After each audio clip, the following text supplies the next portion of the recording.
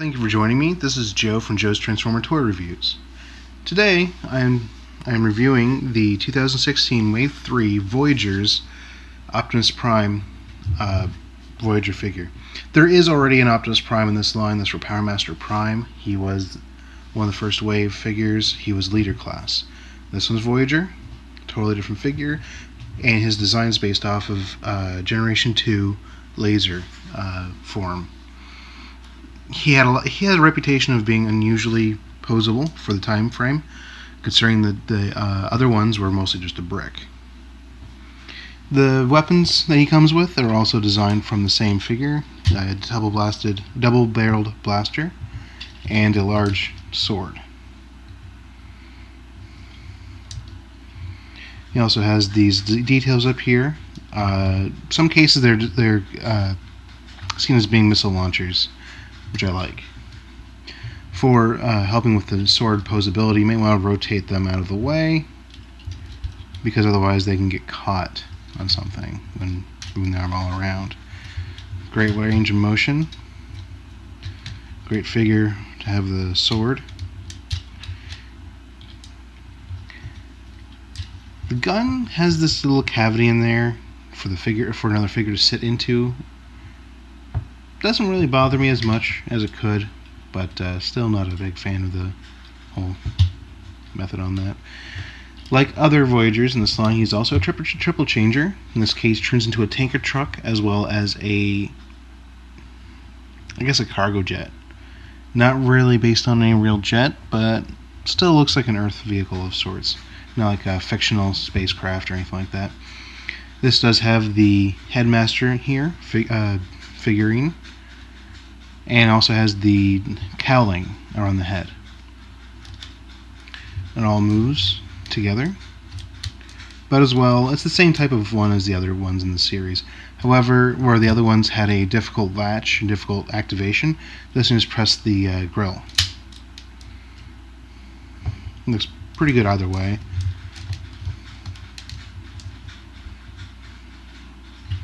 I've heard people say that they never really liked the pinhead look of most Transformers. I guess that offsets that slightly. As you can see, the figure's colors are red, blue, kind of a navy-ish blue, little bits of other blue, some gray, and a little bit of gold here and there, and his black hands, black tires, black cod piece, and his yellow see-through sword. Alright, so we're going to go ahead and go into the transformations, right into it. I believe the first one we're going to do is the jet mode, so we're going to remove the gun, remove the sword, and remove the head. Here is the head.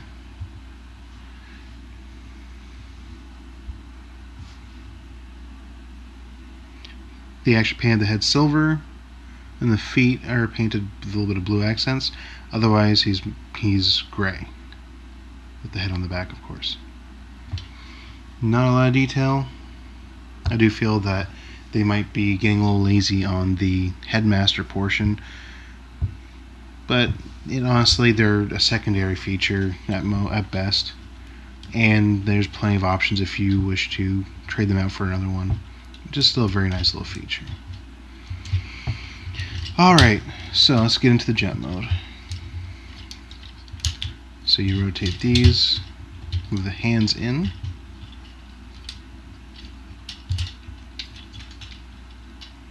rotate the hands. Let's move these, let's undo the sides on the arms so they're out of the way and easier to handle. You don't really move the forearm too much. Do you latch it right back here, and then move the top of the canopy in place. Lock it in here. Close that down. Not a lot to latch it onto, but that's about what it's supposed to look like. And fold it to the front.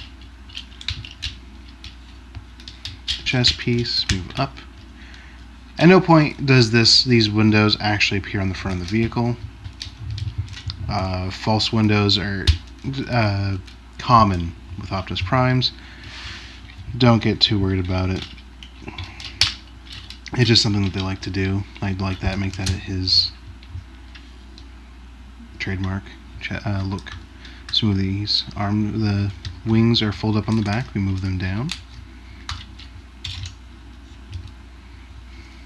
We move the tail into position on the back. Now this right here is supposed to go in. There we go. Takes a little bit of force. Even after so many times I've transformed it, it still takes force from me. You fold that in together. That's how that's supposed to look. So now, here is the waist piece. The hips are on a sliding joint, so we're going to slide it up. We're going to take the wings, move them up. Now here is where they get a little bit clever with this design. Move the shins out, fold the feet in, and fold it back for jet mode. You leave it standard the other direction for tanker mode, and I'll show you that later. Now we move out the nose cones and rotate them. So fold that out so you can rotate it properly. There. These will form the fuselage. The nose out and rotate.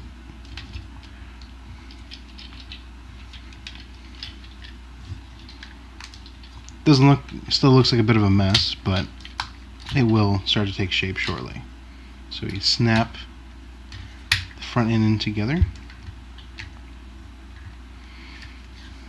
Then we fold the fuselage into the back.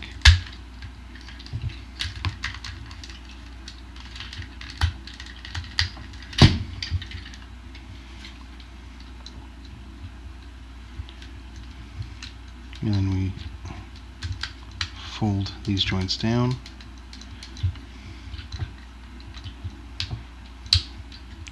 I cannot tell you how many times I've messed up the wings in one mode because I did not have these in the right form. There's so many joints to it that it can become difficult to work out. Okay, move it back here. Now there's two sides. This will make it easier to figure out if you have a visual on it. The solid side for jet mode is to face down, so you have the hollow end to the gaps facing up. You rotate the wings and fold them out. And you move this front of the truck underneath there. Now, as you probably already noticed, there's already some big complaints, and that is that technically it doesn't even show or doesn't even hide the truck front. Here's the cockpit, by the way, all the way back here. You lift it up, put the figure in,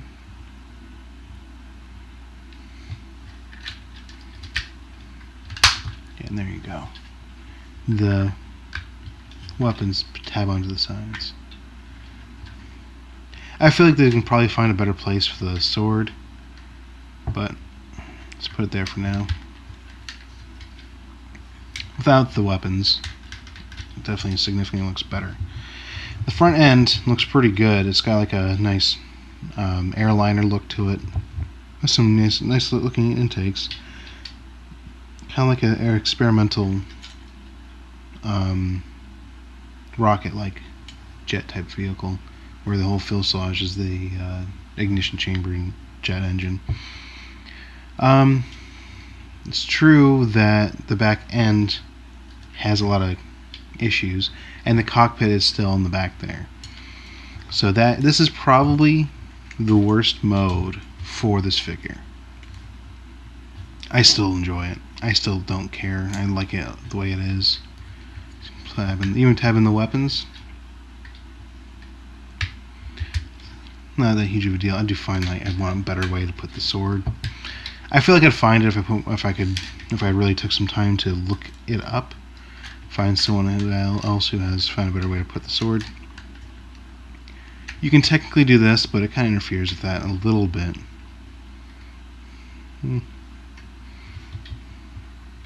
It's up to your discretion. I like it. Not a big deal to me that the front end of the truck is there. Without it would look better, but I like the triple change functions. So final transformation here is into a tanker truck. You do not need to remove him from his cockpit. There's no actual cockpit that would align with the actual vehicle in this figure. It does bother me slightly, but not enough to remove my recommendations. I do enjoy how it hides everything from this point forward. The tail folds down. The front end of the truck folds over.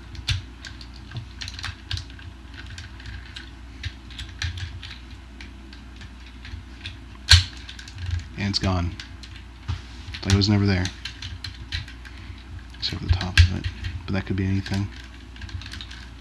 Just fold that in here.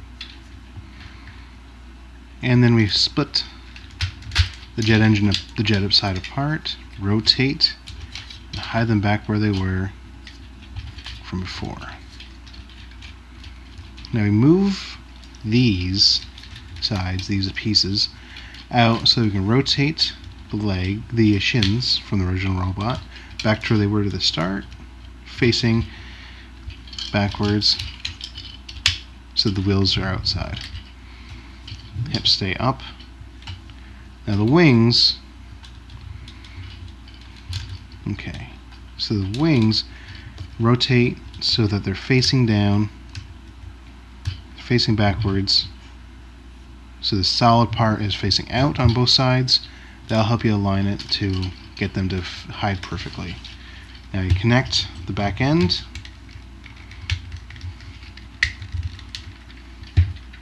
and then we snap in center pieces.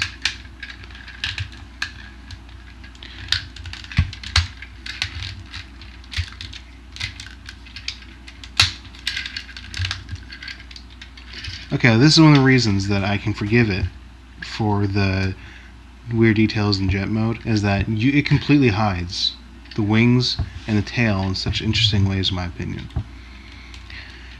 This one did get released with the Megatron figure, and honestly, each of them have their own strengths. This one almost completely hides the other mode, and I think that's something to be commended. Weapons attached on the sides, and it doesn't ruin the look of the vehicle. However, you kind of have to do this one as a little sidecar type thing. Still a very fine figure. Alright, so that is the Voyager Wave 3 2016 Optimus Prime. I would definitely recommend them. Maybe not as highly as the Megatron, but I do find it has different strengths that the Megatron figure does not have. Besides the wings, he's fairly easy to transform. Easy the Megatron of the same line, same wave, but he also is not quite as impressive. Still rated very highly, probably a little bit easier on younger children once they figure out the wings, but still very highly recommended. And I do find him to be a personal favorite. I am a little biased towards Optimus Primes, though. I've not had anything pop off on him. There's no hazards for younger children. Some of the parts snap in, and they might get their finger caught, I suppose, but I don't see any way a kid can really truly hurt themselves with it. So I do recommend this one quite highly. He is probably going to be also scalped like Megatron is, where the price is artificially increased just because of how hard he is to find. $26 is probably the standard retail rate for this figure. He's probably going to see between $35 and $40.